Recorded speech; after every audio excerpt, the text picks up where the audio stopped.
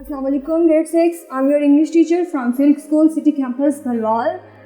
So grade 6, yesterday we talked about a boy whose father returned from the war and he was reticent about the experience of the war. यानी कि वो किसी को भी अपने war experience के बारे में जिक्र नहीं करते थे किसी के साथ भी. Okay, and his father returned. It was not a good news for the boy. It was a bad awakening or rude awakening for the boy. And when his father returned from the war, he swapped his uniform. उनको uniform exchange हो गया. कैसे? Because he joined the police force. And his father loved his uniform. अपने uniform से उनको बहुत attachment थी. Why he loved his uniform? Because his uniform gave him authority. क्योंकि उनका यूनिफॉर्म उनको अथॉरिटी देता था. Uniform is the symbol of authority and identity. Okay, that is why he called his father an authoritarian. He called his father authoritarian and bully. क्यों वो ये कहता था? Because his father gave him scars. What kind of scars? Mental scars and emotional. That is why he called his father authoritarian and bully. Okay. Now open your books, page number 9. Okay बेटा, translation start करते हैं. Book reading, paragraph number 5. On his return home from the front. On his return home, उनकी घर वापसी पर from the front, सरहद से, my father simply swapped one uniform for another. मेरे वालिद ने एक यूनिफॉर्म से दूसरी वर्दी एक्सचेंज कर ली. एक वर्दी से दूसरी वर्दी एक्सचेंज होगी. He joined the police force. उन्होंने पुलिस फोर्स एख्तियार कर ली. My father never seemed. मेरे वालिद कभी भी दिखाई नहीं दिए हैप्पी, खुश. इन ऑर्डिनरी क्लॉथ्स, आम कपड़ों में. सिवीज, ऐसी कॉल्ड देम. वो उनको क्या बोलते थे? सिवीज बोलते हैं सिविलियंस को. ठीक है. It was as though he needed a uniform to enjoy him. वो इसलिए उनको एक वर्दी की ज़रूरत इसलिए भी थी to enjoy him with an identity. ये उनको देती थी शनाख्त, क्योंकि वर्दी उनको शनाख्त देती थी. और इंडीड दर हकीकत when he was in an ordinary suit, और दर हकीकत जब वो एक आम सूट में होते थे, he seem to shrink in stature. वो कद काठ में सुकड़ जाते थे.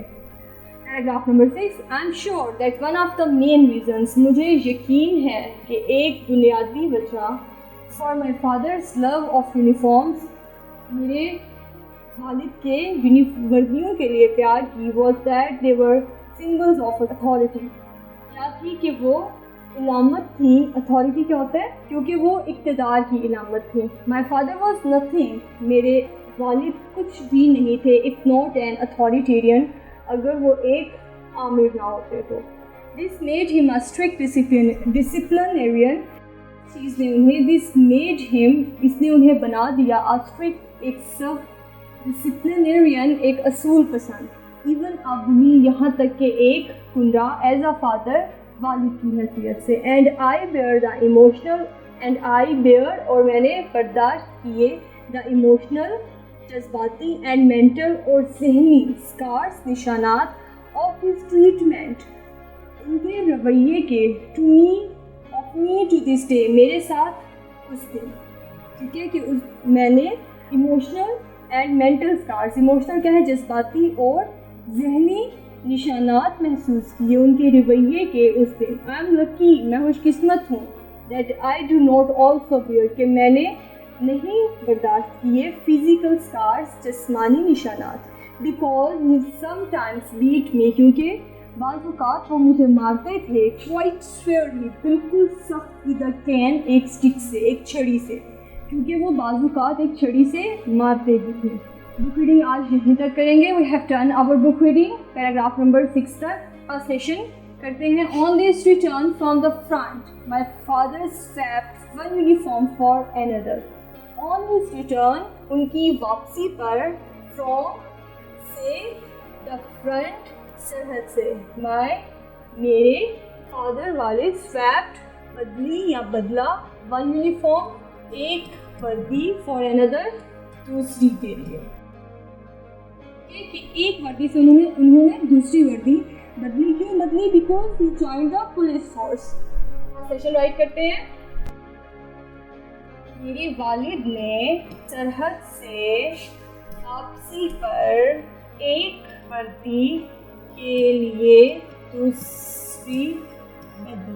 ठीक है, दूसरे पैराग्राफ की भी आप इसी तरह से ट्रांसलेशन राइट करेंगे। Okay, this translation is for your homework. Okay, grade 6 in our previous classes we read about noun. What is a noun? Very good. Nouns are naming words.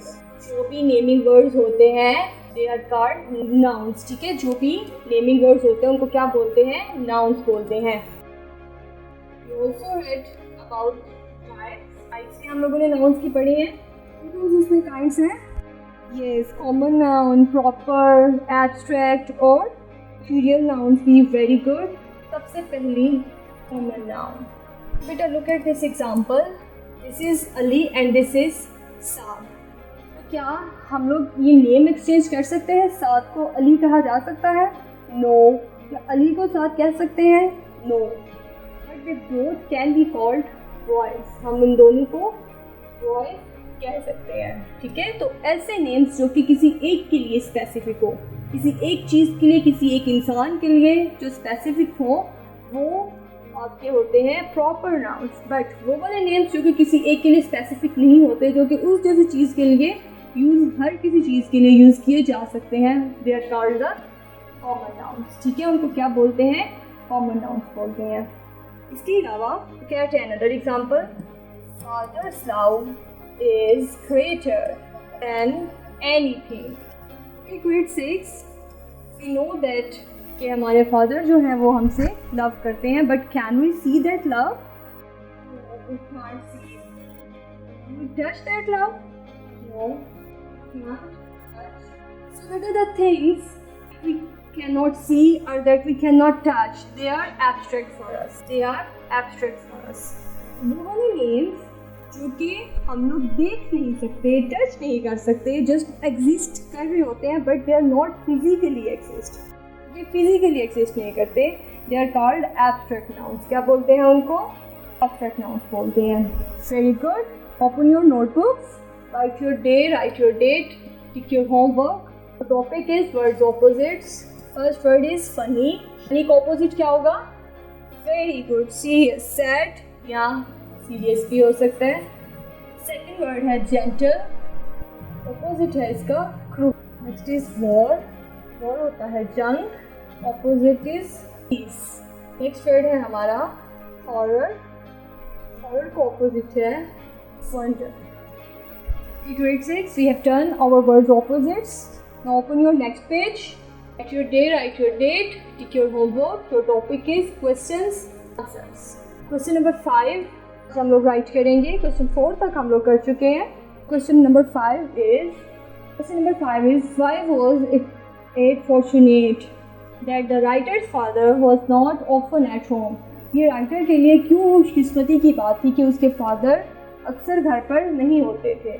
Right करते हैं, because the father bullied the son. ये इसलिए है क्योंकि उसके father जो थे वो उनका रवैया उसके साथ बहुत जालिमाना था, एंड ऑफन बीट हिम, और वो अक्सर उसको मारते थे। Question number 6, right your question number 6.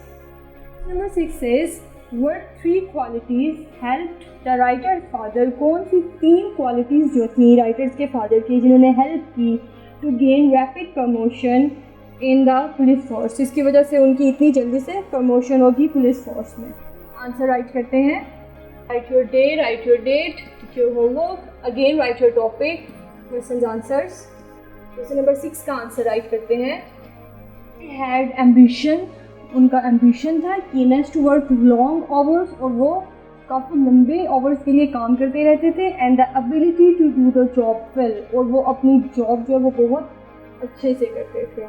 ये उनकी क्वालिटीज़ थी जिसकी वजह से उनकी बहुत जल्दी प्रमोशन हो गई। Write for question number 7.